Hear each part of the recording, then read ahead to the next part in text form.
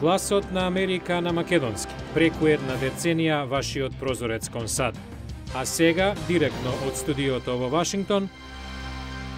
Добро вечер, ова е ТВ журналот Newsflash на Гласот на Америка на македонски, а со вас во оваа емисија ќе биде Јулија Велковска. Грција и Италија задаваат главоболки на европската и светската економија. Во Вашингтон пак средба Обама-Расмусен. Почина боксерската легенда Џо Фрейзер. Следи преглед на најновите вести.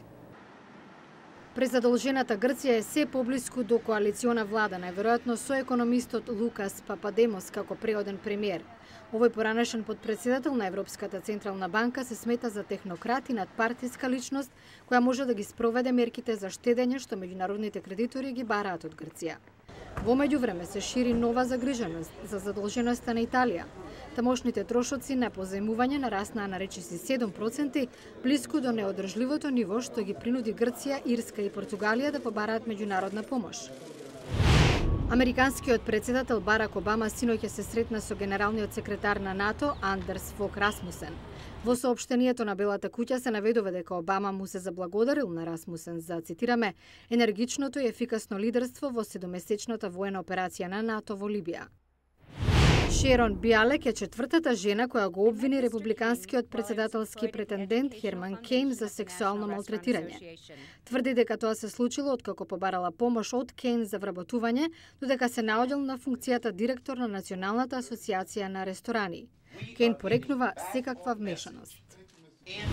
12 члена порота во Лос Анџелес реши дека лекарот на Мајкл Джексон, Конрад Мјуреј, е виновен за смртта на кралот на поп музиката, односно за убиство од небрежност.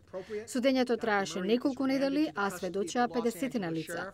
Мјуреј е виновен за тоа што му давал на Джексон силен анестетик, што му помогнал да заспие, но потоа не ја следел неговата состојба. Од рак на црниот дроб почина боксерската легенда Џо Фрейзер, првиот човек што го порази Мохамед Али, нокаутирајќи го во така наречената борба на векот во 1971 година. Фрейзер освои златен медал на Олимписките игри во 1964, а од боксот се повлече во 76-та со 32 победи, 4 порази и 1 меч нерешен. Фрейзер имаше 67 години. Демонстрантите од движењето Окупирај го Волл Стрит продолжуваат со протестите во Њу Јорк и други американски градови. Тие велат незадоволството е одраз на јазот меѓу богатите и сиромашните во оваа земја. Стотици демонстранти кампуваат пред градското собрание на Лос Анџелес со поплака дека богатите во земјата, што сочинуваат 1% од населението, имаат корист од економската ситуација, додека останатите 99% се занемарени. Брачен пар, обајцата адвокати, минатата недела се приклучи на протестот. Ова е сопругот Џери Мемперл. Доколку ја уништите средната класа, ја уништувате работничката класа, ја уништувате земјата. Верските водачи во Лос Анџелес се жалат дека банките се помалку позајмуваат. Муслиманскиот свештеник Шакил Саед раскажува: Во едни населби на градот, секоја втора куќа загубена под хипотека. Семејствата не може да врзат крај со крај. Во други пак, пред куќите паркирани Ферари, Корвета, Ламборџини. Банката на Америка планираше да воведе нова провизија за користење на банкоматите, но се откажа поради огорчениот протест во јавноста. Сега вели дека се обидува да им помогне на сопствениците на домови да не ги загубат под хипотека, дека дала нови заеми за мали бизниси во вредност од милиарди долари, дека инвестира во заедниците со ниски примања. Католичкиот свештеник Џорџ Вансер не е убеден. Тој ги згрижува имигрантите во Сан Хозе, Калифорнија. По 3, 4, 5 или 6 возрастни носат дома плата, само за да ја платат ратата од кредитот за куќата. Честни, вредни луѓе, имигранти, одговорни. Срамота е ова што се случува. Движењето само ќе расте доколку се зголемува јазот во приходите, велат во Окупирај го Волл Стрит. Во продолжение, ако живеете во град и имате куќа, многу е веројатно дека вашиот миленик најголем дел од денот е затворен дома, освен доколку немате ангажирано некој да го прошета за вас. Денес ви представуваме професионален шетач на куќиња од Вашингтон. 10 часот наутро во Вашингтон. Кейт Холмс се подготвува за работа. Треба да собере 12 куќиња на прошетка довга 9 километри. Дизајнирала специјален колан, што ги држи сите кучиња воедно и ги остава рацете слободни за клучевите од сите куќи на своите клиенти. Обиколката започнува со Фрида, 6-годишна чиуава. Hello, Miss Frida.